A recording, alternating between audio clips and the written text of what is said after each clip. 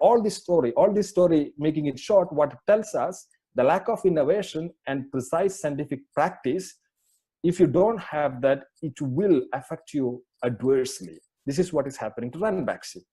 And there is another example I would tell you, again from the history, that we Indian system are very good in following some concept. We are not at all good in starting the concept because we never want to do that. So we always do the following. But if you do that in science and in engineering, there is a great danger in that. So for this reason, I put this slide. Actually, what happened, you know that in the past, we were all riding with the horse, all our travel were dependent on the horse. And there was a time in 1900 in London, there were 50,000 horses transporting people every day. And sooner an article appeared in Times Magazine saying that in 50 years, every street in London will be buried under 9 feet of manure. And this was a great problem. And during that time, all the experts, all the scientific and engineering people, experts gathered at New York to discuss about the problem. But the problem was not rescued. How it was rescued? Because the science came to rescue there. There comes the necessity is the mother of invention. There comes our Henry Ford. He came up with a process of building motor cars at affordable price. And this motor cars swept away all the horse and all the manure issue. Here you see, we need the paradigm shift. This paradigm shift comes from only the science and engineering. This is the importance of the life. And you can see plenty of examples like that for the paradigm shift. And one of the example I would say you is the disruptive innovation. You know all these brands, Uber, Tesla, iPhone, and so on. So and these are all some of the examples that showing you the disruptive innovation. What is disruptive innovation? A smaller company, but with a very big magnified mind, with the scientific knowledge or the technological advancement, they come up with an idea. And with that idea, they become succeed, and finally they unseat the established successful businesses by targeting their segments. This is what happened to Uber. This is what is happening to Tesla and iPhone. I don't need to tell you more because you know how the Nokia just perished at the face of iPhone. So now we come to the future. How we make the paradigm shift, how we take the knowledge from the nature, knowledge of the science, how we just understand how the nature works, and take that analogy in our research or in our science and enterprise. So if you do that, one of the acute problem that we are facing is the energy security. And I would like to draw your attention on that now. Before going into that, I would tell you some of the things. This green bubble, this blue bubble is the if you think that whatever we see on the universe is like my self version, okay? And if you think like that, all the universe is the things that I see, all the earth or all the place is what I see. Then the term come that I like this term that is called solipsism. Is a kind of philosophical term. What does it mean? That you or yourself only exist, or me or myself only exist. All you guys sitting here exist only because of the reason that I allow in my mind that you all exist. Okay, it's worse than egocentric actually. So why this is important here in the energy security? Because regarding the energy usage, this is what is happening right now, because there are 3 billion people.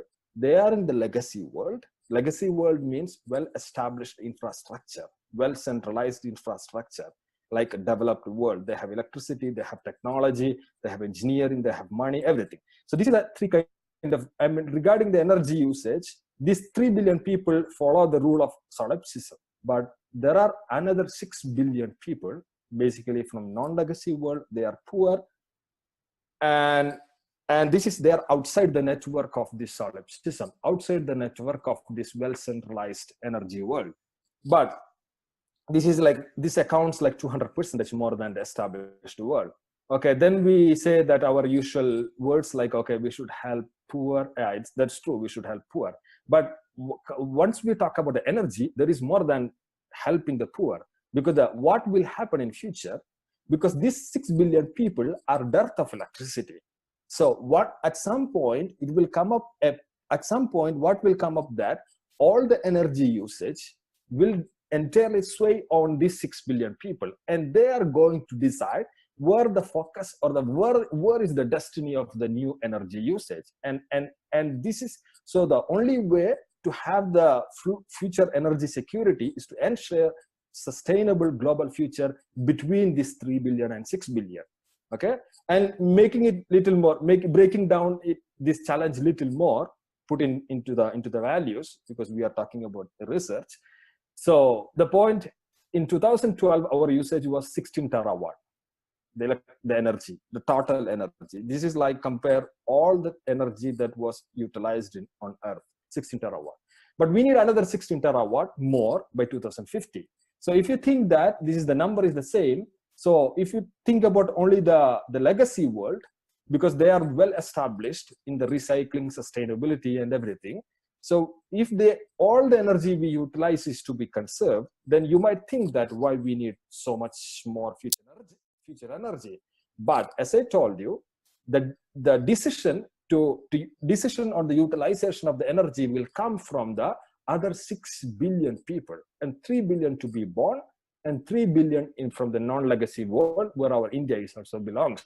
So if you are making some decision on the greenhouse gas emission or all the things, and all the decisions should come from that 6 billion people, then what about the 3 billion people? Okay, they have, as I told you, they have technology. They can make all kinds of maverick kind of transformation. I mean, the technology to have the energy.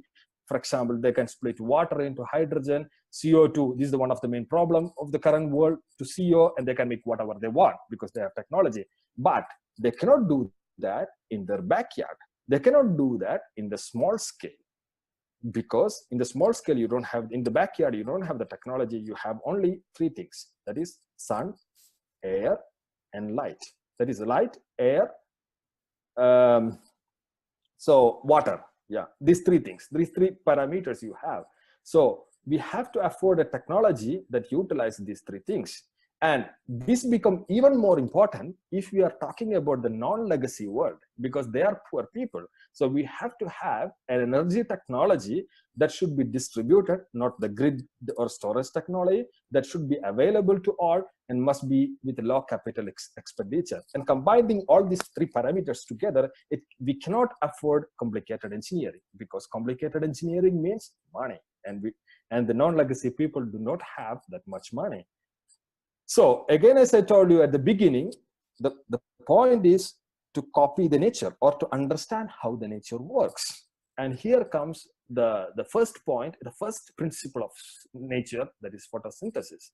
Okay, in the school and in our studies, we used to say, mug up photosynthesis.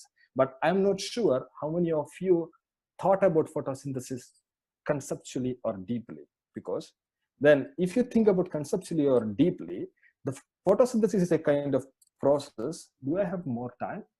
Yeah, I have 10 more minutes, I guess. Okay, photosynthesis is a kind of process where it takes sunlight, air, and water, and as a starting material, and build this entire universe just from these 3 parameters. And if you think about, if the nature can make that, with this advancement of the technology, we should be able to do that. And more than saying that, sunlight is a kind of energy that is accessible to everyone, because no matter you are super rich or no matter you are super poor, you go outside, you have equal access to the sunshine. Everyone has the equal access. Sunlight is the most indiscriminated energy form in all over the universe. So if the nature is doing that, we should be able to do that, which means that we should be able to make our fuels and food from the sunlight, air, and water. Now the question is, how we do that? Then again, we look onto the nature. What the leaf is doing? What leaf is doing? Nothing. They just utilize the sun, water, and combines this with oxygen. No, they take the sun and the water and the air. That is CO2. CO2 comes later process, and water and this water and sunlight combines, and they split into oxygen and hydrogen, And hydrogen is a fuel that is stored in the form of, sorry for putting too many chemical terms, but I don't want to bore you by saying too many, but just few, okay? I hope that it will not annoy you much. Okay, so the hydrogen will be stored in the enzymes as a solid fuel. This is like a petrol tank, you know. You go to the petrol station and you take the petrol from the tank. Like that, in the leaf, you have a kind of enzyme matrix where the hydrogen is stored, and that is in the day process. But during the night, what happens, the CO2 on the atmosphere combined with this hydrogen, because this enzyme matrix release the hydrogen, and they combine together to form the biomass. And this is what is the entire process during day and night. Then talking into the chemical terms, okay?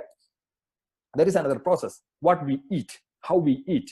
What we are doing during the eating process is that we take the food, that is this biomass, and the biomass is made of, as you see in the first picture, the first structure is made of carbon and hydrogen. And once you inhale the oxygen, this carbon-hydrogen bond breaking occurs, and the rearrangement of the bond finally makes water and CO2. That is what you are exhaling, the CO2.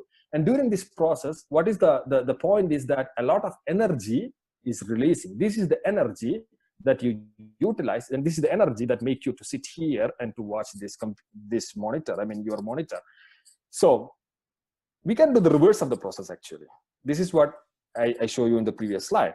So you take the water with the sunlight, you again do the same rearrangement like you do in your body, and you make the hydrogen and oxygen. So in this way, what you are doing, you are storing the sunlight in the form of energy in the rearranged bond of water to make the fuel. The fuels are hydrogen and oxygen. Now I again come to the math that I show you in the previous slides. This process, that is 1 molecule of water, give 237 kilojoule per mole, and put into another unit, that is 13 millijoule per liter. And if you have a standard swimming pool of 2.8 million liter of water, you know how much all this energy accounts for 2.8 million liter? It is 38 terawatt per second. So if you are able to make the energy, this is all the problem of the world is just because of energy. So if you are able to make a water splitting just from a swimming pool, you see this is the value you are getting. But then the question is how we do that. There comes. Yes, Noufal, sorry to interfere. I think your time is running out, so maybe you have to wind up quickly. This is the last slide, I guess. Okay, thank you. Yeah. So how you do that? You do this process as the sun was doing. This is exactly like you connect your computer onto the plug point. You see the electrons flowing through your wires to power up the computer. Like that, the sunlight just power up the enzyme matrix with the water, and they form 2 ions, electrons and holes, that is positive and negative charges. And they are just like your wire doing in your computer, and these charges pass through the matrix to the matrix, and they form the energized wireless current. And this is what hydrogen and oxygen forming. And you do that, you take this inspiration and go back to your place and do the engineering. And we do the engineering with the molecular machine that is called catalyst. And with that, you can make the 2D devices like this, and you have the hydrogen and oxygen. And then you may be saying that, okay, come on, you are talking about like a Maverick movie. It's impossible. But if you say that, I have a thing to say you, we have been using in the past, I mean, we had used mainframe computer, it was so big, but now we are at the level to use the personal computer.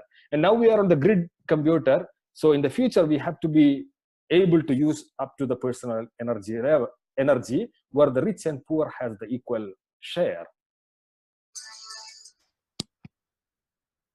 So although this video is saying you about a teenager, but the question is to you and to me, how we are planning to contribute to the human race and lead an impactful life, or we just want to do a job and settle there and satisfy. So, but nothing is easy to make a career. You have to really earn it with all the right blend of all the key skills, and you have to work for it. And to conclude, I would say that where the skill, there the job, where the knowledge, there the money. And these are all the references I took from. And thank you for your attention.